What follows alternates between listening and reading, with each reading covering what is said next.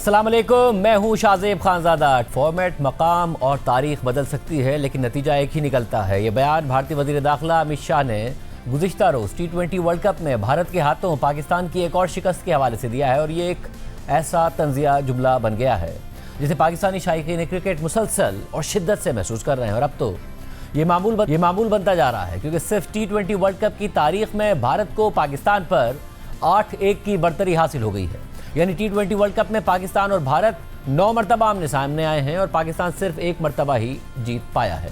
और कल भी पाकिस्तानी क्रिकेट टीम ने ये रिवायत टूटने नहीं दी, बल्कि कल तो पाकिस्तानी खिलाड़ियों ने किसी छोटी टीम से भी बुरी और मायूसकुन कारकर्दगी दिखाई और पाकिस्तान को 61 रन के बड़े मार्जिन से शिकस्त हुई, जिसके नतीजे में पाकिस्तान का रन रेट इतना गिर गया है कि अगले मरहले में पहुंचने के लिए अब नमीबिया के साथ परसों होने वाला मैच पाकिस्तान को हर सूरत जीतना है। क्योंकि अगर नमीबिया ने पाकिस्तान को हराकर अपसेट कर दिया तो बेहतर रन रेट की वजह से अमेरिका सुपर 8 मरहले के लिए क्वालिफाई कर जाएगा और पाकिस्तानी टीम को इब्तिदाई मरहले में ही घर वापस लौटना पड़ेगा। ताहम अगर पाकिस्तान मैच जीत जाता है या बारिश की वजह से मैच नहीं होता तो पाकिस्तान सुपर 8 मरहले के लिए क्वालिफाई कर जाएगा। गुज़िश्ता रोज़ की कारकर्दगी और मुसलसल नाक़िस परफॉर्मेंस के बाद टीम के सीनियर खिलाड़ियों, खासतौर पर बाबर आजम, शाहीन शाह अफरीदी और शादाब खान के मुस्तकबिल पर सवालात उठाए जा रहे हैं। उन पर मजीद इन्हिसार ना करने और नए खिलाड़ियों को चांस देने की बातें फिर से शुरू हो गई हैं क्योंकि भारत के खिलाफ एक दफ़ा फिर पाकिस्तानी टीम के बड़े प्लेयर्स ने ना बैटिंग की ना ही अच्छी बॉलिंग की। ना वो बैटिंग में तवक्कात पर पूरा उतरे और ना ही बॉलिंग में तवक्कात पर पूरा उतरे। भारत ने पहले बैटिंग करते हुए 175 रन बनाए थे, जिसमें से ओपनर ईशान किशन ने सिर्फ 40 गेंदों पर 77 रन बनाए। उनकी इनिंग्स में 3 छक्के और 4 चौके शामिल थे। पाकिस्तान की तरफ से शाहीन शाह अफरीदी ने 2 ओवर्स में 31 रन दिए, अबरार अहमद ने 3 ओवर्स में 38 रन दिए और शादाब खान ने सिर्फ 1 ओवर में 17 रन दिए। यूं शाहीन शाह अफरीदी, अबरार अहमद और शादाब खान के सिर्फ 6 ओवर्स में 86 रन बन गए और बाकी 14 ओवर्स में 89 रन बने। साइम अयूब ने 4 ओवर्स में 25 रन देकर 3 विकेटें हासिल की। उस्मान तारिक ने 4 ओवर्स में 24 रन देकर 1 विकेट हासिल की। मोहम्मद नवाज ने 4 ओवर्स में 28 रन दिए, जबकि कप्तान सलमान अली आगा ने 2 ओवर्स में 10 रन देकर 1 विकेट हासिल की। मगर फिर जब 176 रन का हदफ हासिल करने के लिए पाकिस्तान ने बैटिंग शुरू की तो एक भी बैटर ज्यादा देर के लिए क्रीज पर टिक नहीं पाया। इब्तिदाई 4 बैटर्स साहबजादा फरहान, साइम अयूब, सलमान अली आगा और बाबर आजम डबल फिगर्स में भी दाखिल ना हो सके। शादाब खान, मोहम्मद नवाज और फहीम अशरफ भी कुछ खास ना कर सके। सिर्फ उस्मान खान ने 34 गेंदों पर 44 रन की इनिंग्स खेली। यूं पाकिस्तान की पूरी टीम 18 ओवर्स में सिर्फ 114 रन बनाकर आउट हो गई और भारत ने 61 रन के बड़े मार्जिन से कामयाबी के साथ सुपर 8 मरहले के लिए क्वालिफाई कर लिया। पाकिस्तान और नमीबिया का मैच है जिसे जीतना पाकिस्तान के लिए लाजमी है, लेकिन इस मैच के लिए टीम में बड़ी तब्दीलियों की खबरें सामने आ रही हैं। नुमाइंदा जियो न्यूज़ सुहेल इमरान की ज़राए से खबर के मुताबिक टीम मैनेजमेंट सीनियर खिलाड़ियों के परफॉर्म ना करने पर मायूस है। टीम मैनेजमेंट की जानिब से अगले मैच के लिए बाबर आजम और शाहीन शाह अफरीदी को बिठाने पर गौर किया जा रहा है। प्लेइंग 11 के हवाले से ज़राए ने बताया कि नमीबिया के खिलाफ मैच में टीम में 2 से 3 तब्दीलियों का इम्कान है और सीनियर खिलाड़ियों की जगह बेंच स्ट्रेंथ को मौका देने पर गौर शुरू कर दिया गया है। अहम बात यह है कि पाकिस्तान के साबिक क्रिकेटर्स की तरफ से भी इसी तरह की आवाज़ें उठाई जा रही हैं। साबिक कप्तान शाहिद अफरीदी ने कहा है कि अब अगर मुझे फैसला लेना पड़े तो बाबर आजम, शाहीन शाह अफरीदी और शादाब खान को बाहर बिठाऊंगा और नए लड़कों को चांस दूंगा, क्योंकि जहां हमारी तवक्कात होती हैं वहां सीनियर खिलाड़ी परफॉर्म नहीं करते। जबकि साबिक कप्तान मोहम्मद यूसुफ ने कहा है कि शाहीन शाह अफरीदी, बाबर आजम और शादाब खान का वक्त अब खत्म हो गया है। पाकिस्तान की T20 स्क्वाड को नए परफॉर्मेंस की जरूरत है, कमजोर टीमों के खिलाफ खोखली जीतों की नहीं। मोहम्मद यूसुफ ने सियासी मुदाखलत पर भी तनकीद की है और मैनेजमेंट और टीम से नाअहल अफराद को निकालने का मुतालबा कर दिया है। इस से बात करेंगे हमारे साथ कोलंबो से नुमाइंदा जियो न्यूज़ सुहेल इमरान मौजूद। सुहेल इमरान, क्या कुछ तब्दीलियां की जा सकती हैं? क्या इस वक्त हो रहा है? बहुत बुरी शिकस्त हुई, बुध को नमीबिया से मैच है, वो भी डू एंड डाई मैच है, क्या हो रहा है? जी बहुत शुक्रिया शाहज़ेब भाई आपका। डेफिनेटली तब्दीलियां गौर किया जा रहा है आज, क्योंकि पाकिस्तान क्रिकेट टीम का अब ट्रेनिंग सेशन नहीं था, आराम किया था टीम होटल में ही। और इस दौरान जो टीम मैनेजमेंट है उसने इस तमाम तर आगे का जो प्लान है उसके बारे में सर जोड़े हुए हैं कि कैसे प्लान किया जा सकता है। अभी सिर्फ एक शिकस्त हुई है, अभी भी पाकिस्तान टीम के पास एक अच्छा मौका है नमीबिया के खिलाफ कामयाबी हासिल करनी है पाकिस्तान ने हर सूरत में और सुपर 8 मरहले में दाखिल होना है, क्योंकि सीनियर खिलाड़ी जिनके ऊपर बहुत ज्यादा तवक्कुआत थी और उनको चांस भी दिए जाते रहे रिसेंट पास में, लेकिन वो किसी भी बड़े मैच में, छोटे जो टीमों के खिलाफ मैचेस थे या बायलैटरल सीरीज थी, उसमें से वो पाकिस्तान टीम ने कामयाबी जरूर हासिल की है एशिया कप के बाद। लेकिन जब एक क्रंच मैच आया जिसमें बहुत ज्यादा उम्मीदें थी, तवक्कुआत थी, हाई वोल्टेज मैच था, और क्योंकि पाकिस्तान टीम ने एक अरसा दराज से इंडिया के खिलाफ किसी भी वर्ल्ड कप में कामयाबी हासिल नहीं की, बल्कि पिछले 2 सालों में उसे 6 मरतबा शिकस्त हो चुकी है, पिछले 3 से 4 महीने में चौथी शिकस्त थी। तो इस मैच में काफी तौर पर उम्मीदें थी कि पाकिस्तान टीम अच्छा भी करेगी और सीनियर खिलाड़ी डिलीवर करेंगे, और सीनियर खिलाड़ी डिलीवर नहीं कर सके। खास तौर पर जिन 3 खिलाड़ियों को टीम में शामिल किया गया था, उनका दोबारा उनको स्ट्रेंथ मजबूत करने के लिए, स्ट्रेंथ बनाने के लिए टीम की वो लाया गया था, जिसमें बाबर आजम है, शादाब खान है जो इंजरी के बाद वापस आए थे, और शाहीन आफरीदी हैं।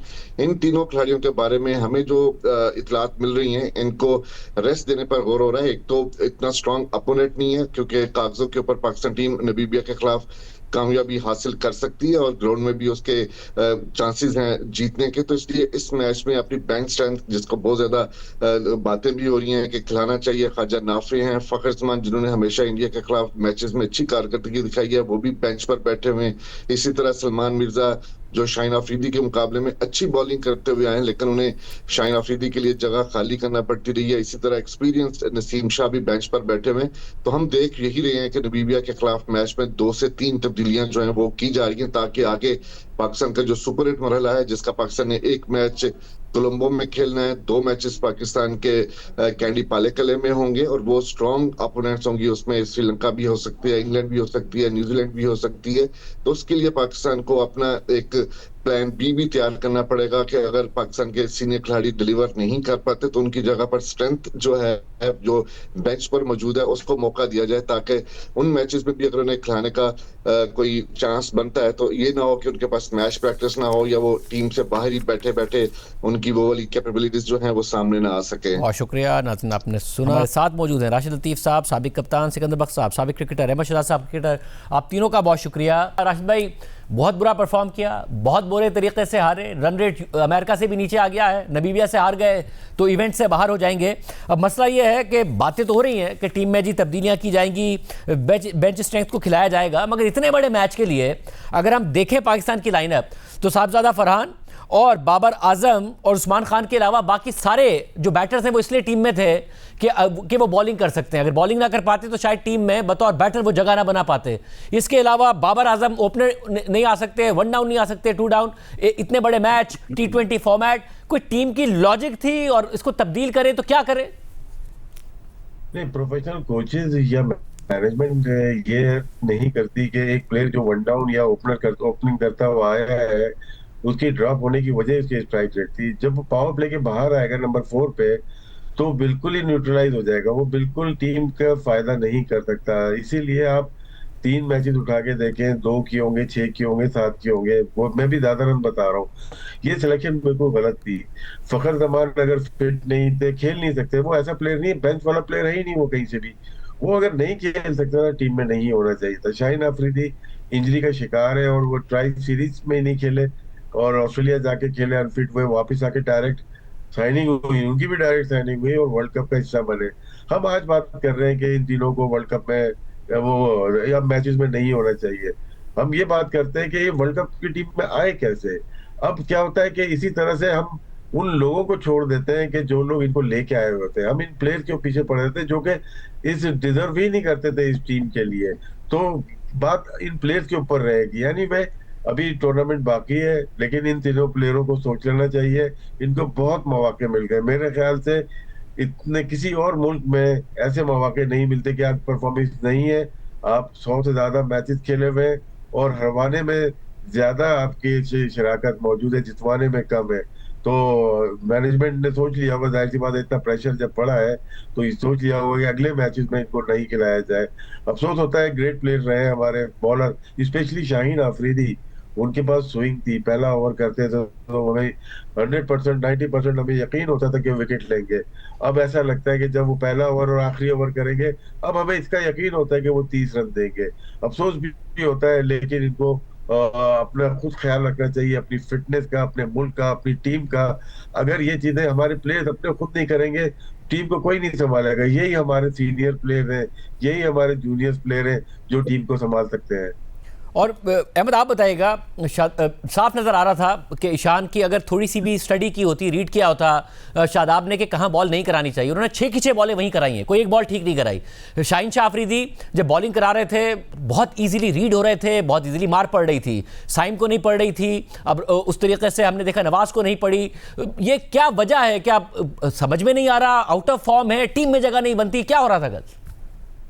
देखिए, जब आप लोगों को एडजस्ट करने की शाजिद भाई कोशिश करते हैं ना, तो फिर इसी तरह की परफॉर्मेंस आती है। आप आउट ऑफ फॉर्म प्लेयर्स को कैरी कर रहे हैं। हम हमेशा से हमने ये सुना है कि आपके जो इनफॉर्म बैटर्स होते हैं या इनफॉर्म प्लेयर्स होते हैं, आपने उनको कैरी करना है, तो वही आपको बेस्ट से बेस्ट परफॉर्मेंस करके दे सकते हैं। लेकिन जो आउट ऑफ फॉर्म प्लेयर्स आप एडजस्ट करते हैं, उसकी वजह से पूरी टीम का कॉम्बिनेशन खराब हो जाता है। ठीक है, आप शुरू से भी बात करें ना, आप टॉस जीत के आपने क्या फैसला किया? आपने जी पहले बॉलिंग कर दी। आपकी स्ट्रेंथ थी बॉलिंग, हवा बना के रखा हुआ था उस्मान तारिक को उन्होंने। आपने स्ट्रेंथ के अगेंस्ट पहले एक चीज कर दी, और उसके बाद पूरे भारत के ऊपर प्रेशर था उस्मान तारिक का। आपका देवर ऑफ टू अ फ्लायर उस पिच पे जहां पे असिस्टेंस मौजूद थी, आप उसको लेके नहीं आए 10 ओवर तक। तो यहाँ पे जब ये सारा जब इतना ज्यादा स्कोर हो गया, फिर आप उस्मान को लेके आए, और फिर देखें शॉर्ट बॉलिंग की है। क्या कर रहा था ईशान किशन? हमने अपने शोज के जरिए मैसेज अक्रॉस करने की पाकिस्तान टीम को कोशिश की थी कि जहां ब्रेक हो रहा होता है, उनके बल्लेबाज दे सिट बैक, और वो कोशिश करेंगे कि आपको बैकफुट पे खेलें। हमने बताया बारहा, लेकिन आप देखें हर ओवर के अंदर 3-3 बॉल पीछे खड़े हुए थे। तो इतने मुश्किल पिच के ऊपर जब पाकिस्तान खेल रहा था, तब तो चीजें और आसान हो गई थी। मुश्किल पिच पे भारत खेला है, और भारत एक टाइम पे 200 प्लस कर रहा था। वो तो नवाज ने और उस्मान तारिक ने आके स्क्वीज किया। और वो अब देखिए, आपने पूछा कि क्यों उस्मान तारिक को और नवाज ने अच्छी बात, हमने पहले भी बोला था शो के अंदर, ये रिस्ट स्पिनर है अबरार, और शादाब है रिस्ट स्पिनर जो बिल्कुल आउट ऑफ फॉर्म है। इनको अगर पढ़ने पे आए तो ये एडजस्ट करना इनका बड़ा मुश्किल हो जाता है। फिंगर स्पिनर के पास ये सलाहियत मौजूद होती है कि वो आसानी से अपनी लेंथ को और अपनी पेस को खींच सकता है और वेरी कर सकता है, जिसकी वजह से हमने देखा कि नवाज बचते हुए नजर आए।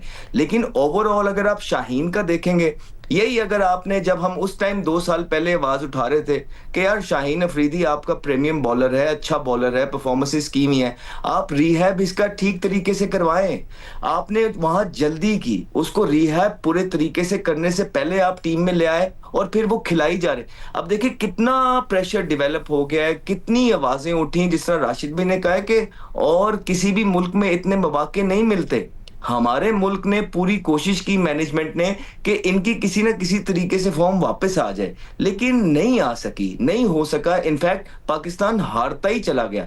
शादाब के बारे में देखिए, हम इसलिए बोलते हैं कि आपका कोई ताना बाना जो है पाकिस्तान टीम का पीएसएल के साथ कनेक्ट नहीं होना चाहिए, कि आपका कॉन्फ्लिक्ट ऑफ इंटरेस्ट आता है, और हमने वो खाली एक टीम में नहीं और भी टीमों में देखा है। वही हो रहा था 1 साल से। ऐसे कैसे हो सकता है शाजेब भाई कि हम बैठ के 6 महीने से बोल रहे थे कि यार आप रोक सकते हो तो शादाब को रोको, वो आएगा ही बगैर परफॉर्मेंस के, और वो देखें वो आया। कोई डोमेस्टिक नहीं खेला। दुनिया के अंदर ये वाहिद प्लेयर होंगे कि जो परफॉर्मेंस की वजह से बाहर हुए, बगैर परफॉर्मेंस के आए, फिर इंजर्ड हो गए। इंजरी के बाद भी इन्होंने कोई प्रैक्टिस नहीं की, डायरेक्ट इंटरनेशनल क्रिकेट में आए, वहां बिग बैश के 2-4 मैच खेल के डायरेक्ट इधर आ गए। तो ये ऑन द कार्ड्स होती हैं चीजें, जब आउट ऑफ फॉर्म लोगों को आप एडजस्ट करते हैं हाईएस्ट स्टेज के ऊपर, वो प्रेशर के साथ कोप नहीं कर पाते हैं। लोग आवाजें उठाते हैं, ऑलरेडी फॉर्म नहीं होती, फिर लोग आवाजें उठाती हैं और आप पे प्रेशर आता है। और वो आपने देखा, वो 1 ओवर हमें मैच में कितना महंगा पड़ा, वो कितना पीछे ले गया। और शिकू भाई, ये क्या हो रहा था? देखिए, जब जैसे ईशान किशन आउट होता है तो हमें नजर आ रहा था कि ना सूर्य कुमार यादव से रन बन पा रहे थे जब तक डिसिप्लिन बॉलिंग थी। शाहीन शाह अफरीदी आते हैं, वो फिर 15 रन बना लेते हैं, और हमें नजर आ रहा था कि जितना रन बना के चले गए, अगर हमने इनको 170 पर रोक भी लिया, हम कैसे बनाएंगे? बहुत मुश्किल नजर आ रहा था, क्योंकि इंडिया की बॉलिंग बड़ी डिसिप्लिन बॉलिंग है। पिच भी नजर आ रहा था कि कहीं स्लो हो रहा है ये, मगर जैसे ही शाहीन शाह अफरीदी आते हैं पिटना शुरू हो जाते हैं, और दीगर नहीं पिट रहे हैं। ये हो क्या रहा था? और फिर हमारे बैटर्स पे भी कमेंट कीजिएगा, बाबर आजम पे भी कमेंट कीजिएगा। डॉक्टर शाहजेब, इन लोगों ने बड़ी अच्छी बातें की हैं, अहमद शहजाद ने भी, राशिद ने भी सारी चीजें बताई, मगर अभी तक मैंने पूरे सोशल मीडिया पे देख रहा हूं, कोई ये नहीं कह रहा कि ये करता कौन है। ये टीमों में लड़के को लाना, सिलेक्शन करना, स्ट्रेटेजीज बनाना कि हम ऑस्ट्रेलिया के खिलाफ सिर्फ बैटिंग करते रहे और यहाँ आकर जब क्रूशियल मैच था तो पहले हमने बॉलिंग शुरू कर दी। ये सारे फैसले कौन करता है? ये करता है माइक हैसन। माइक हैसन को क्या नहीं पता था? कभी आपने शाहीन की बात की तो हमने तो दिसंबर में कह दिया था जियो पे बैठ कर ये अनफिट है।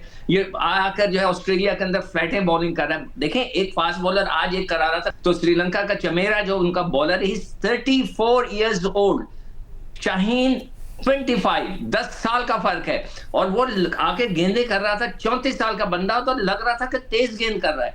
हमारा वाला आके फेंक रहा है। क्या mic Hesson, Aqib Javed, selectors, क्या इनको नहीं पता था कि वो अनफिट है? क्यों नहीं पता था? आप उनसे पूछे ना कि ये लोग ने क्या किया, किस तरह शादाब को खिलाया। ये इनके चहीते हैं। जो भी अहमद शहजाद ने बोलिए कॉन्फ्लिक्ट ऑफ इंटरेस्ट हो जाता है। मैं कह के थक गया हूं कि भाईजान, आप फ्रेंचाइज के जो प्लेयर्स हैं, जो ऑफिशियल्स होते हैं, कोचेस होते हैं, इनको अलग कर दें। वो फिर पाकिस्तान टीम के साथ नहीं रहना चाहिए और वही हो रहा है। वो अपने फ्रेंचाइज के लड़कों को अंदर खींच लेते हैं। और सुखू भाई, आप तो, मुझे याद है, आप ज़ाहिर जो कैप्टेंसी है उस पर भी बहुत ज़्यादा पहले भी तनकीद करते रहे हैं सलमान आगा की। कल एक राशिद भाई एक बहादुर फैसला किया उन्होंने, खुद पहला ओवर किया और अच्छा किया। उसके बाद उन्होंने खुद ने 2 ओवर किए, शाहीन शाह अफरीदी को दूसरा ओवर करवाया और फिर जैसे वो बता रहे हैं कि उस्मान तारिक को वो लेट लेकर आए, हालांकि उनका खौफ तारी था। कैप्टेंसी में भी प्रॉब्लम्स नजर आए जिस तरीके से। और फिर मुझे ये भी बताइए कि टीम सिलेक्शन पर भी जो बात हो रही है, अगर फ़हीम अशरफ से आपने बॉलिंग नहीं करानी तो ये कैसे हो सकता है कि फ़खर बेंच पर बैठा है और फ़हीम अशरफ टीम में है, या फिर शादाब टीम में है एज अ बैटर और फ़खर बेंच पर है? देखिए, कैप्टेंसी के ऊपर बहुत सारे सवाल आते हैं। अहमद शहजाद ने अभी शादाब के बारे में कहा, बिल्कुल दुरुस्त कहा। कैप्टेंसी में देखें, आपको टॉस जीत के बैटिंग करनी है, फील्डिंग करनी है। अगर हम यहाँ से स्टूडियो से बैठ के बता सकते हैं कि अगर बारिश ना हो तो बैटिंग पहले करना। यहाँ पे 70+ जो परसेंटेज है वो टॉस जीत के बैटिंग करके मैच जीतने की है। और हमारे पास बॉलिंग जो स्ट्रेंथ थी स्पिनर्स की अच्छी थी और ये खुद भी आ गए। बहुत अच्छा हुआ, बहुत अच्छा फैसला था कि कप्तान ने, सलमान अली आगा ने खुद बॉलिंग की। अहमद ने एक और ये बात की कि फिंगर स्पिनर की एक्यूरेसी ज्यादा होती है और जहां पे बॉल थोड़ा सा ग्रिप करता है ना, ब्रेक होती है, वो हिट नहीं लग सकती उसको। उन्होंने विकेट ले ली। तो आप वहीं पे जो होता है ना, चेंज करना था वहीं पे, तो वो चेंज नहीं कर पाए। शाहीन का बनाया हुआ था माइंड, उनको लेके आ गए। वहां उस्मान तारिक एक और फिंगर स्पिनर आ जाते और वहीं पे रियल टाइम के ऊपर अपनी कैप्टेंसी दिखाते। हमारे पास, मैं ये कहने पे मजबूर हूं कि हमारे पास ग्रेड्स भी आ जाएं दुनिया के, अगर कैप्टेंसी अच्छी नहीं होगी, टाइम पे उनको बॉलिंग नहीं देंगे तो आप रन करवा सकते हैं, बहुत ज्यादा रन। आप शादाब से बॉलिंग करवाने लेके आए, आप खुद बॉलिंग आपने 2 ओवर किए, 10 रन दिए, तो 11वां ओवर करने उस्मान तारिक क्यों आए? वहीं पे दायरे में लेके आते। उन पे खौफ था, एक एक्यूरेसी होती, ईशान किशन को ही आउट कर रहा था ना, क्योंकि वो डेंजरस प्लेयर है। वहां पे फिर देखे, इन्होंने 10 ओवर में रन तो बना लिए। सबसे बड़ा जो काम किया है वो तिलक वर्मा ने और सूर्या कुमार यादव ने किया है। वो अपनी टीम को डीप ले गए, वो स्लो नहीं खेले कहीं से भी, वो डीप ले गए। उनको पता था 150+ रन यहाँ पे नहीं हो सकते, इतनी उनको समझ थी क्रिकेट की। वो तो पहली बैटिंग कर रहे थे, वो चाहते कि 200 पे जाते, जब 200 पे जाते 140 भी नहीं होते। सेंसिबल बैटिंग की है उन्होंने। वो तो स्ट्राइक रेट अगर आप सूर्या कुमार यादव का देखेंगे 160+ होगा, तिलक वर्मा का 140+ होगा।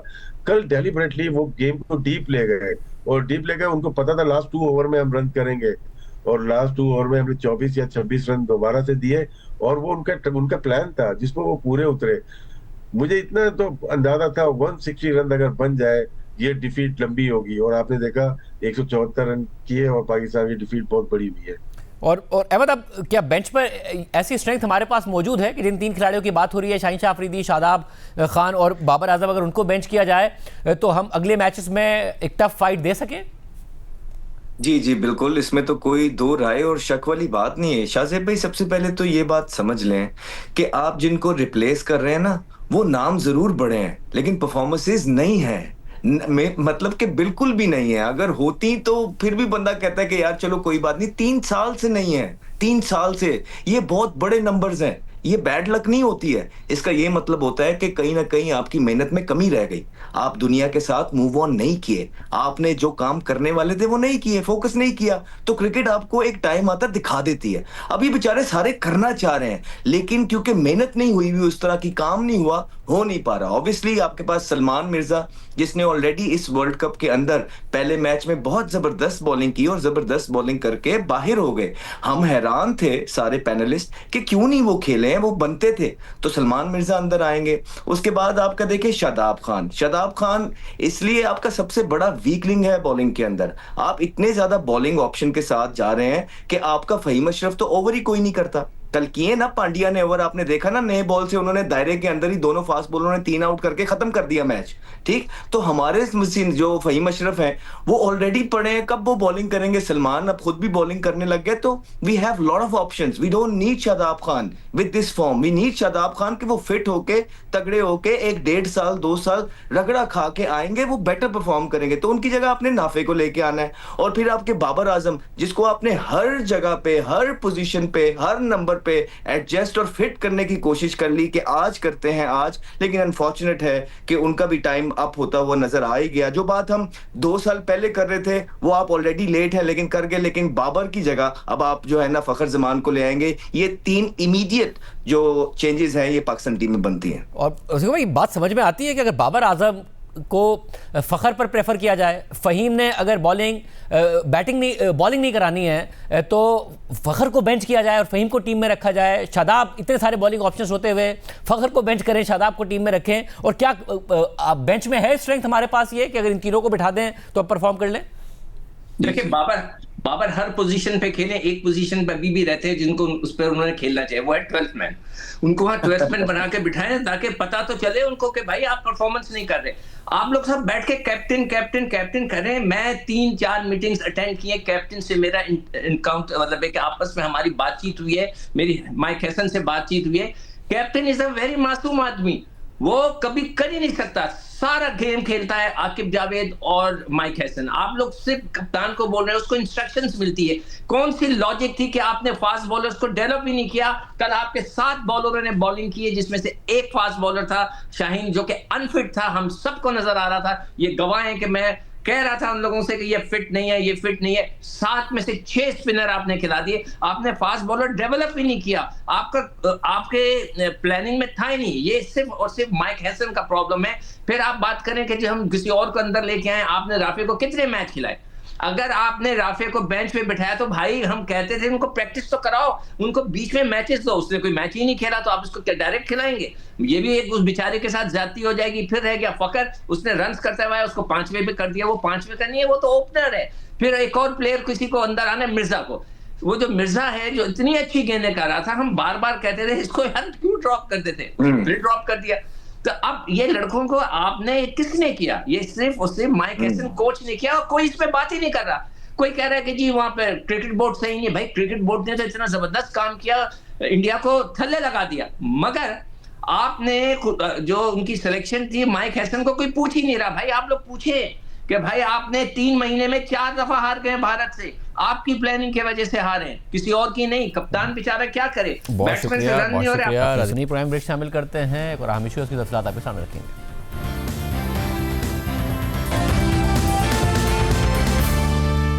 साबिक वजीर आजम इमरान खान की सेहत के मामले पर तहरीक इंसाफ सख्त रद्द-ए-अमल दे रही है, एहतजाज कर रही है। जुमे के दिन तहरीक इंसाफ ने पार्लियामेंट के बाहर धरने का ऐलान किया, मगर हुकूमत ने पीटीआई के अराकीन को जमा नहीं होने दिया, जिसके बाद तहरीक इंसाफ के अराकीन ने इस्लामाबाद में पार्लियामेंट हाउस, पार्लियामेंट लॉजेस और खैबर पख्तूनख्वा हाउस इस्लामाबाद के बाहर धरना दे दिया। साथ ही तहरीक इंसाफ ने खैबर पख्तूनख्वा के दाखिली और खारजी रास्तों पर भी धरना दिया हुआ है। एहतजाज की वजह से कोहाट, कर, नौशहरा, डेरा इस्माइल खान समेत हज़ारा के मुख्तलिफ मकामात पर अहम सड़कों और मोटरवे पर ट्रैफिक शदीद मुतासिर है और शहरियों को शदीद मुश्किलात का सामना भी है। वज़ीर आला पंजाब मरियम नवाज ने खिताब करते हुए खैबर पख्तूनख्वा में रास्ते बंद होने पर तनकीद की और कहा कि इमरान खान को जिस किस्म की भी सहूलतें, डॉक्टर्स और इलाज चाहिए वो उन्हें दिया जा रहा है। को कोई बताए कि खैबर पख्तूनख्वा के रास्ते बंद करने से पंजाब के अवाम को कोई फर्क नहीं पड़ता, कारोबार जो है वो खैबर पख्तूनख्वा के लोगों का तबाह होता है। कल इन्होंने रास्ते बंद किए, 10 लोग जो एम्बुलेंसेज में थे, अस्पतालों की तरफ जा रहे थे, रास्ता ना मिलने की वजह से, बर वक्त इलाज ना होने की वजह से वो बेचारे जान से हाथ धो बैठे। किसकी खातिर? चंद अरबपति लोगों ने जबरदस्ती डंडे पकड़ाकर, और वो कोई वर्कर नहीं है, वो पता नहीं कोई जंगली लोग हैं जिनको कहा गया है कि तुमने डंडों से लोगों के रोजगार बंद कराने। अरबपति लोगों को कोई फर्क नहीं पड़ता। मैं खैबर पख्तूनख्वा के भाइयों से भी कहना चाहती हूँ, खुदा का वास्ता है, अपनी आंखें खोलो, अपनी जिंदगियां उनकी मुट्ठियों से वापस लो। आज तक ना मैंने कभी सोचा, ना नवाज शरीफ ने कभी सोचा, ना शहबाज शरीफ ने कभी सोचा कि इसका एसी उतरवा दूं, उसका खाना बंद कर दूं, उसका टीवी बंद कर दूं। जिस किस्म की भी सहूलत उसको चाहिए, उसको डॉक्टर्स चाहिए, उसको इलाज चाहिए, वो उसको दिया जा रहा है। और ये बात मैं आपको ऑन ओथ कह रही हूं, उसका बुरा कोई नहीं चाहता। वज़ीर आला खैबर पख्तूनख्वा सुहेल आफरीदी ने एहतजाज के हवाले से लाहे अमल के सवाल का जवाब देते हुए कहा कि हमने अब तक कारकुनान को कोई लाए अमल नहीं दिया है। हमारा लाए अमल सिर्फ पार्लियामेंटेरियंस के लिए था, जो वर्कर्स रोड पर आए हुए हैं, वो अपनी मदद आपके तहत आए हुए हैं और खैबर पख्तूनख्वा को बंद किया हुआ है। मैं खैबर पख्तूनख्वा की आवाम से माफ़ी चाहता हूँ। मैं आवाम से दरख्वास्त करता हूँ कि तहरीक इंसाफ पर सख्त वक्त है, आप लोग सब्र और तहम्मुल से काम लें। हमने अभी तक कोई लाएमल नहीं दिया कारकुनान को। कारकुनान जो है अपनी मदद आप निकले। हमारा लाएमल सिर्फ पार्लियामेंटेरियन के लिए था। कोई ऑफिशियल कॉल नहीं है। जो वर्कर्स रोडों पर आए हुए हैं वो अपनी मदद आप आए हुए हैं। उन्होंने खैबर पख्तूनख्वा को बंद किया हुआ है। मैं खैबर पख्तूनख्वा की आवाम से दिली माफी चाहता हूँ। ये रिक्वेस्ट करना चाहता हूँ कि पाकिस्तान तहरीक इंसाफ पर सख्त वक्त है। शायद कारकुनान थोड़ी जज्बाती हो, लेकिन आप लोगों ने सब्र और तहम्मुल से काम लेना है। इमरान खान साहब के लिए अगर 2-3 दिन आप पर सख्त गुजरा है तो इसलिए मैं माफी भी चाहता हूं और आपने थोड़ा इंतजार करना है। कल इमरान खान की अडियाला जेल में मेडिकल चेकअप की खबरें सामने आई, जिसके बाद आज तहरीक इंसाफ ने पार्लियामेंट लॉजिस से धरना खत्म कर दिया, मगर खैबर पख्तूनख्वा हाउस और पार्लियामेंट हाउस में अपोजिशन अरकान असेंबली का धरना जारी है। साथ ही खैबर पख्तूनख्वा हाउस इस्लामाबाद में सुहेल आफरीदी की ज़ेर सदारत तहरीक इंसाफ के अरकान और पार्लियामेंट हाउस में अपोजिशन लीडर महमूद खान अचकज़ई की ज़ेर सदारत अपोजिशन इत्तिहाद तहरीक तहफ़्फ़ुज़ आईन पाकिस्तान का मुशावरती इजलास हुआ, जिसमें अल्लामा राजा नासिर अब्बास, असद कैसर और सलमान अकरम राजा समेत दीगर रहनुमा शरीक हुए। हुकूमत ने अदालती अहकामात पर अमल करते हुए इमरान खान के बेटों कासिम और सुलेमान से उनकी है, और इस बात की तस्दीक इमरान खान की बहन अलीमा खान ने भी एक्स पर पोस्ट में की। उन्होंने लिखा कि चीफ जस्टिस ऑफ पाकिस्तान ने हिदायत दी थी कि इमरान खान को अपने बेटों से बात करने की इजाज़त दी जाए। हम इस बात की तस्दीक करते हैं कि इमरान खान की अपने बेटों से तकरीबन 20 मिनट तक गुफ्तगू हुई। बेटों ने बताया कि इतने तवील अरसे बाद इमरान खान की आवाज़ सुनकर वो बेहद खुश थे। अलीमा खान ने मज़ीद लिखा कि अब हम इमरान खान के फौरी इलाज के मुंतज़िर हैं, जो उनके ज़ाती मुआलिजीन की निगरानी में शिफा इंटरनेशनल अस्पताल इस्लामाबाद में होना चाहिए। इसके बाद गुज़िश्ता रोज़ अडियाला जेल में डॉक्टर्स ने इमरान खान की आंख का मुआयना किया, और फिर कल रात में इमरान खान के ज़ाती मुआलिजीन और तहरीक इंसाफ के चेयरमैन बैरिस्टर गौहर खान और सेनेट में अपोजिशन लीडर अल्लामा राजा नासिर अब्बास को इमरान खान की सेहत से मुताल्लिक ब्रीफिंग भी दी गई।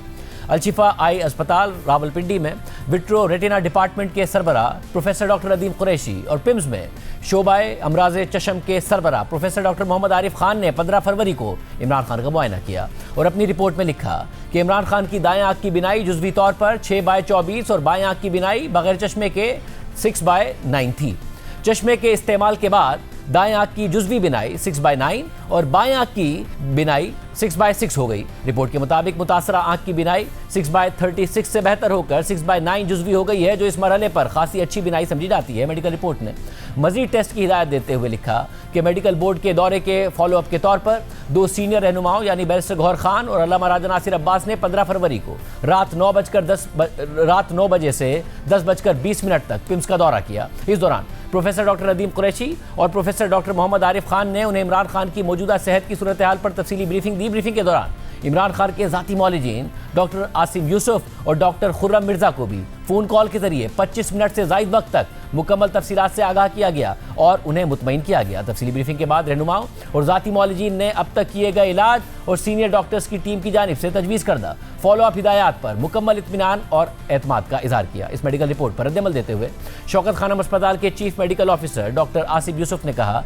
कि कल रात इस्लामाबाद के 2 डॉक्टर्स से बात हुई जो इमरान खान की आंख की तकलीफ का इलाज कर रहे हैं। दोनों डॉक्टर्स ने मुझे इमरान खान के इलाज, टेस्ट और आइंदा के लाएअमल से आगाह किया। डॉक्टर्स ने बताया कि इमरान खान की तबीयत पहले से बहुत बेहतर है और उनकी बिनाई में बेहतरी आई है। डॉक्टर आसिम ने दरख्वास्त की कि हुकूमत मुझे, डॉक्टर फैसल सुल्तान या इमरान खान की फैमिली के नामजद डॉक्टर्स को मामला देखने दे, क्योंकि मैं इस बात की तस्दीक नहीं कर सकता जो बात मुझे डॉक्टर्स की तरफ से बताई गई। इसके अलावा आज बैरिस्टर गौहर खान ने भी डॉक्टर्स की ब्रीफिंग की तस्दीक की और कहा कि वो महमूद खान अचकज़ई की हिदायत पर गए थे। रिपोर्ट देखने के बाद आपकी थोड़ी तसल्ली है कि कुछ बेहतरी है, ये रिपोर्ट हो रहा है कि देखो मैं हम गए जरूर थे, हमारी मीटिंग वहाँ हुई थी, हमें ब्रीफ किया गया था, उस सब कंटेंट्स पे हम बात जरूर करेंगे और चकज़ई साहब ही ने डायरेक्ट किया था कि आप लोगों ने जाना है, क्योंकि फर्दर मैं प्रोसीड करूँ मैं सबसे पहले खान साहब के हेल्थ के सिलसिले में जरा जानना चाहता हूँ कि खान साहब की सेहत किस हाल में है। The news carrier investigation. Ansar Abbasi की खबर के मुताबिक मुआयना करने वाली पिम्स और अल-शिफा इंटरनेशनल के माहिर डॉक्टर्स पर मुश्तमिल टीम ने मुआयने के बाद इमरान खान को अस्पताल मुंतकिल करने की तजवीज़ नहीं दी है। पीटीआई के साथ तयशुदा शराइत के बावजूद मुआयने के वक्त उनका कोई रहनुमा जेल नहीं आया। मुआयने के बाद इमरान खान के ज़ाती मौलिज डॉक्टर खुर्रम मिर्जा और डॉक्टर आसिम यूसुफ, अल्लामा राजा नासिर अब्बास और बैरिस्टर गौहर खान को ब्रीफ किया गया। अंसार अब्बासी के मुताबिक पीटीआई के साथ राब्तों में वज़ीर दाखिला मोहसिन नकवी ने अहम किरदार अदा किया, जबकि नुमाइंदा जियो न्यूज़ शबी डार की खबर के मुताबिक हुकूमत ने इमरान खान के मुआयने के मौके पर तहरीक इंसाफ से रब्ता किया था और इस मामले में भी तहरीक इंसाफ में इख्तलाफ दिखाई दिया। पीटीआई के ज़राए के मुताबिक हुकूमत ने अडियाला जेल में इमरान खान के तिब्बी मुआयने में शरीक होने के लिए पार्टी से 2 नाम मांगे थे। पार्टी ने 2 नाम तजवीज़ भी कर दिए, लेकिन अलीमा खान नाराज़ हो गई और उन्होंने 2 नाम दिए, मगर अलीमा खान की जानिब से दिए गए 2 नामों पर हुकूमत नहीं मानी। दूसरी तरफ साबिक वज़ीर आला खैबर पख्तूनख्वा अमीन गंडापुर ने नदीम मलिक साहब को इंटरव्यू में खुद पार्टी पर तनकीद की कि कैसे पार्टी रिहाई का मुतालबा करते करते मुलाकात के मुतालबे पर आ गई। हमारी पार्टी में डिसीजन पावर खत्म हो चुकी है, डिसीजन लेने की ताकत ही नहीं है, किसी की जरूरत ही नहीं है किसी के अंदर डिसीजन ले ले। एक उस पे डालता है, एक उस पे डालता है, कोई इस पे डालता है। खान साहब को जो लोग मिलने जाते हैं वो उनको अजीब अजीब कहानियां सुना देते हैं। लीडरशिप गद्दार है, करोड़ों लोग निकलने को तैयार है। जिस दिन मैं यहाँ पहुंचा हूँ ना सर 5 अक्टूबर को डी चौक के ऊपर, खुदा की साल उठा के कह रहा हूँ, मेरे साथ 2 लोग भी थे, 15 बंदे भी नहीं होंगे और साफी मिला के खान को रिपोर्ट दी है कि यहाँ पे 1.5 लाख आदमी था। Totally failed, not only failed. अब तो हमने इतना प्रेशर डाला हुआ था कि हम इस स्टेज पे थे कि हम उनकी ऑफर नहीं ले रहे, इसलिए कि शायद हमारे कोई लोग इस पे डिसअपॉइंट ना हो कि हमने क्यों ये किया है। सारे हमारे सपोर्टर्स, सारे इमरान खान के फॉलोअर्स, वोटर्स, पार्लियामेंटेरियन, ओहदेदार, जिम्मेदारान, सबके सब गुनाहगार हैं। सबके लिए शर्म की बात है कि आज हम इमरान खान की रिहाई से शुरू होकर इस नेक में पहुंच चुके हैं कि मुलाकात नहीं हो रही और मुलाकात के बाद उस बंदे को इलाज नहीं मिल रहा। अलीबिन गंडापुर ने वज़ीर दाखिला मोहसिन नकवी के किरदार के हवाले से भी बात की। मोहसिन नकवी ने जितनी कोशिश की है कि इमरान खान रिहा हो जाए और मसला हल हो जाए, इतनी कोशिश इन सब में किसी ने भी नहीं की। पल्ले कैंप में कैन यू बिलीव इट, मैं रोज कहता हूँ ये बात, लेकिन मैं आपको इतना बता दूं कि मोहसिन नकवी वाहिद इंसान है जो फील्ड मार्शल के सामने बात भी कर लेता है। मोहसिन नकवी खान के लिए उसके साथ भी बोला है, वरना खान के लिए मैंने किसी और को अपने सामने बोलते नहीं देखा। सूरत किस तरफ जाएगी, तहरीक इंसाफ का धरना कैसे खत्म होगा? ब्रेक के बाद हमारे साथ शफी जान साहब और सेनेटर तलाल चौधरी साहब मौजूद होंगे।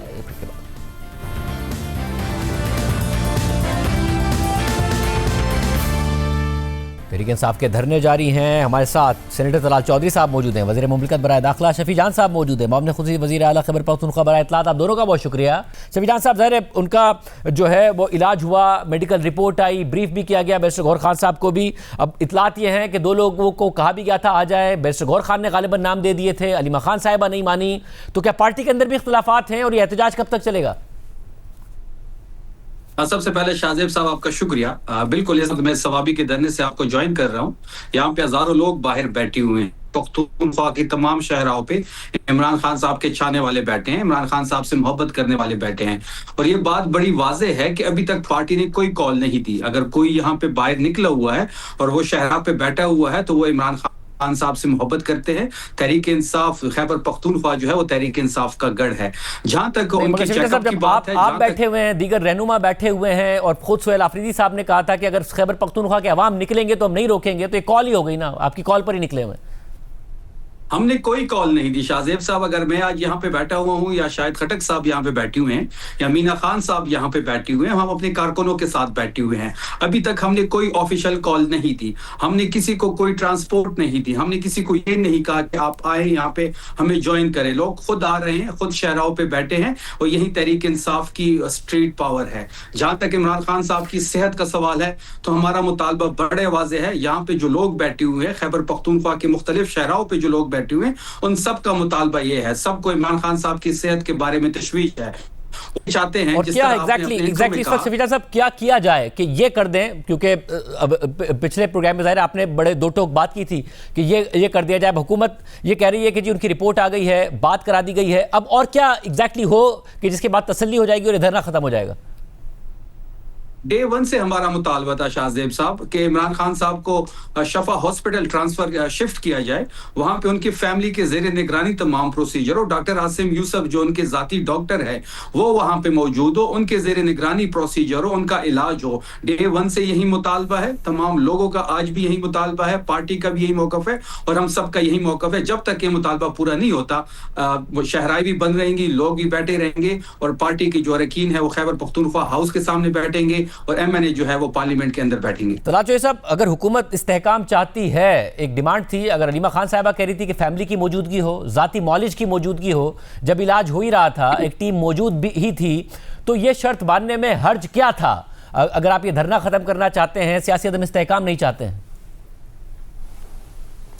बिस्मिल्लाहिर्रहमानिर्रहीम।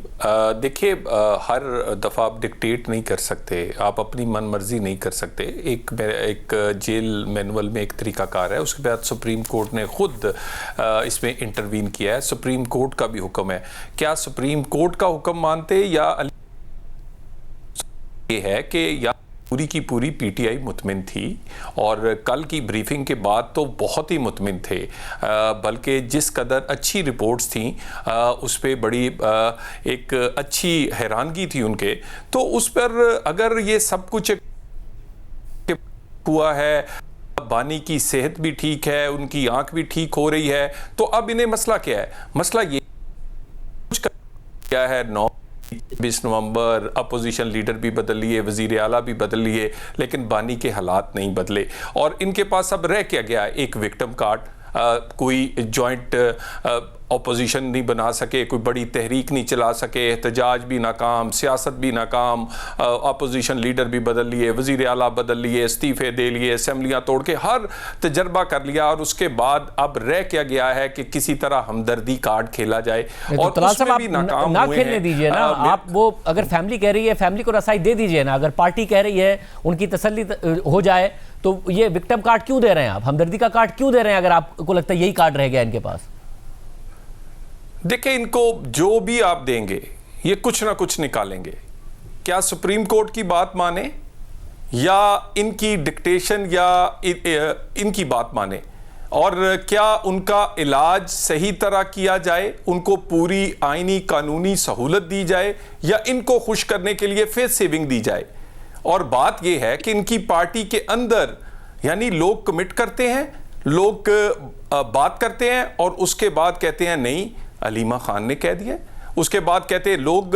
कल जब ये ब्रीफिंग हुई उस पर अपोजिशन लीडर भी थे, एक सेनेट के, दूसरे इनके चेयरमैन हैं, वो इंतहाई मुतमिन आए।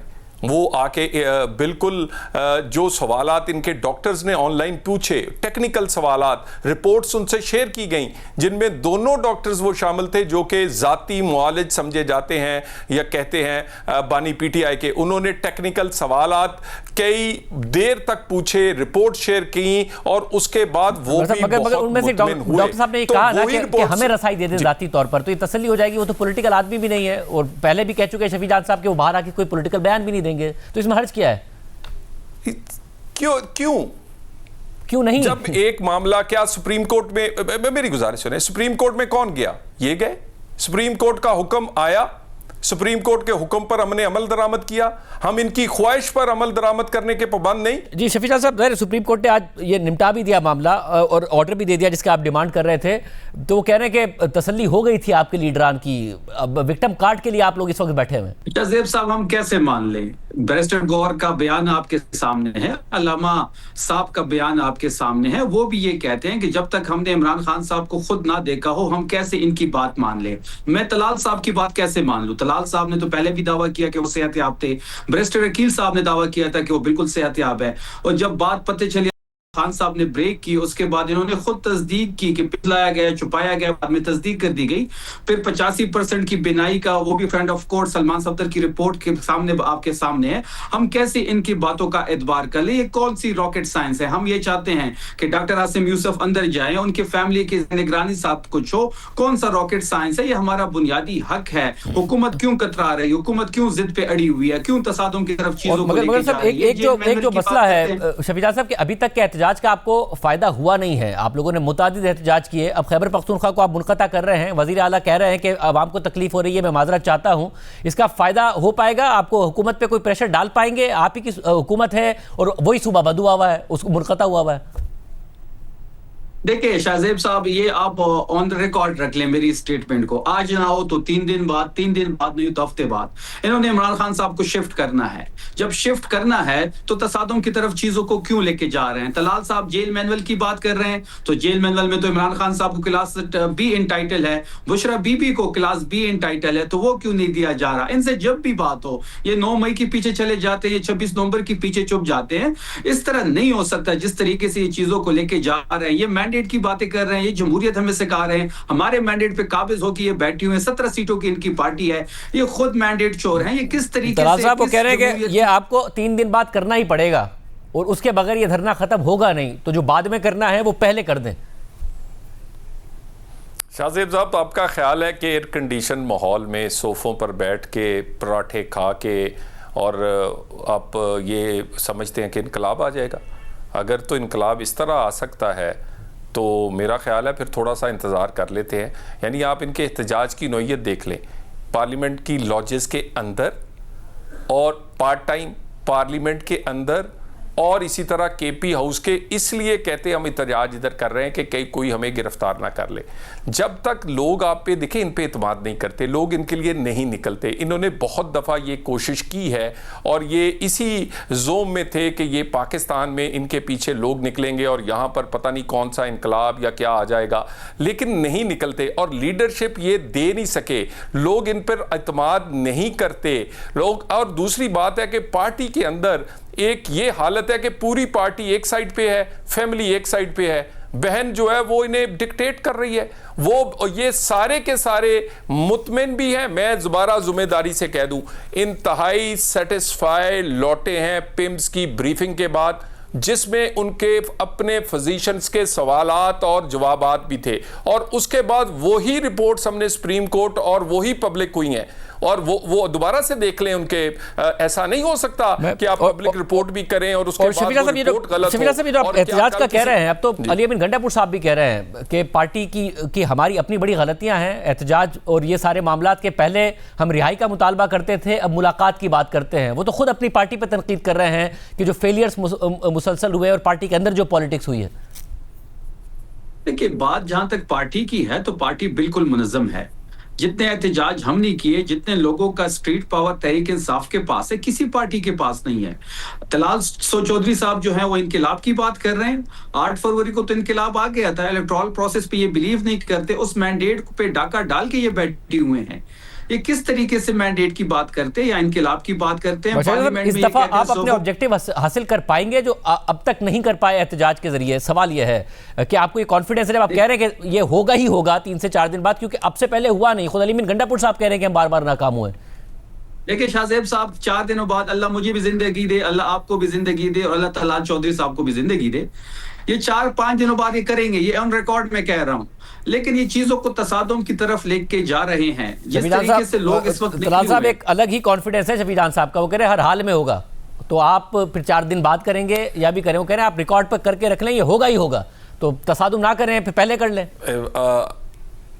यानी लोग अपनी लॉजेस के अंदर बैठे और इसी तरह पार्लियामेंट के अंदर बैठे तो और ये भी इसी तो तरह अपने महफूज जगह पर महफूज जगह पर बैठे। शफीक साहब तो इस वक्त एहतजाज में मौजूद हैं, वो तो पहले भी एहतजाज में थे, पुलिस के साथ आमना सामना हो गया। और इसके अलावा भी ये बात ठीक कह रहे हैं कि पहले तो लोग एहतजाज करना चाह रहे थे, आपने बंद कर दिया था पार्लियामेंट। शाहजेब साहब ये कहता डरा हुआ एहतजाज है कि ये करते क्या है, इनका एहतजाज की पीक पता क्या है? ये दूर खड़े होते हैं, बानी की तस्वीर पकड़ते हैं, सैड सॉन्ग लगाते हैं, टिकटॉक बनाते हैं और ये समझते हैं एहतजाज और इनकलाब आ गया है। ये एहतजाज इनकलाब गाड़ियों के नंबर लगा के, पीछे स्टिकर लगा के, टिकटॉक के पीछे गमगीन गाना लगा कर इनकलाब नहीं आते। और इनकलाब जो है वो बिल्डिंग्स के अंदर, एयर कंडीशन बिल्डिंग, सोफों पे बैठकर एहतजाज नहीं होते। वहाँ बात ये है, इनके एहतजाज तो साहब आप कह रहे हैं 4 दिन बाद भी वो काम नहीं किया जाएगा, जो डिमांड कर रहे हैं कि आपको करना पड़ेगा, ये नहीं होगा। देखिए जो हुकूमत है वो इस बात की जामन और इस बात की कि वो जितने भी प्रिजनर्स हैं उनके जो आईनी हकूक हैं उसको देगी। सुप्रीम कोर्ट इसमें इंटरवीन कर चुकी है। सुप्रीम कोर्ट का हुक्म जो है उसको हर सूरत इंप्लीमेंट किया जाएगा और उसके सुप्रीम कोर्ट के हुक्म के मुताबिक तमाम उन्हें तभी सहूलतें, रिपोर्ट्स और हर चीज़ दी गई। और उसके बाद उनकी पार्टी के चेयरमैन, अपोजिशन लीडर, उनके ज़ाती मुआलजीन को इत्माद में लिया गया। इत्माद में लेने के बाद वो उन्होंने कॉन्फिडेंस का और वहां पर बड़ा खुशी का और इत्मीनान का इजहार किया। उसके बाद अब जो कुछ चल रहा है ये इनके अंदर की पॉलिटिक्स है। एक तरफ बहन है जो चाहती है कोई वाकया हो, किसी तरह कोई ऐसा कि वो बेनिफिशियरी बने, और वो तो चाहती है कि कोई फसाद, कोई चीज बरपा हो और किसी ना किसी से उनको। शमीरा साहब ये बात कंफर्म कर दीजिए, जो बात है, जो ज़ाहिर खबर भी आई कि गौहर साहब मान गए थे या पार्टी के अंदर से मान गए थे 2 नामों के लिए, मगर अलीमा खान साहिबा ने इंटरवीन किया जिसकी वजह से कोई पार्टी का शख्स मौजूद नहीं था, कोई रिप्रेजेंटेटिव मौजूद नहीं था इमरान खान के चेकअप के वक्त। देखिए, अलीमा खान साहब ने 2 नाम दिए थे फैमिली में से, अपना नाम भी नहीं दिया था। डॉक्टर उज़्मा का नाम दिया था और डॉक्टर नौशरवान का नाम दिया था। लेकिन बदकिस्मती से ये इतना डर रहे हैं इस फैमिली से कि हमें समझ नहीं आ रहा डॉक्टर उज़्मा के जाने से या डॉक्टर नौशरवान साहब के जाने से क्या होता। उनके ज़ेरे निगरानी सारा प्रोसीजर होता, डॉक्टर आसिम चले जाते, उनके ज़ेरे निगरानी सारा प्रोसीजर होता। इसमें कौन सी जिद है, कौन सी अना है?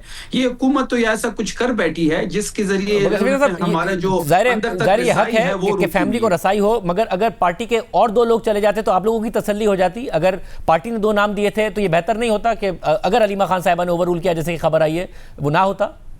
देखिए शाहजेब साहब, देखिए ये सेहत का मामला है। सेहत का मामला है तो ये फैमिली का मामला है। इमरान खान साहब की सेहत का मामला है, ये सियासी मामला नहीं है।